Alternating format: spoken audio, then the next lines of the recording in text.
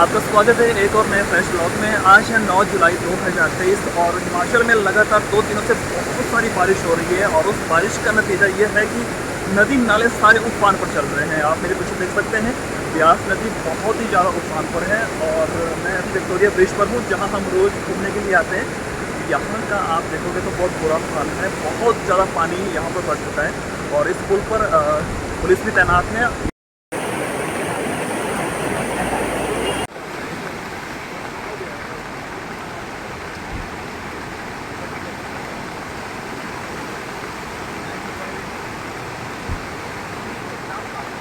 Not you are.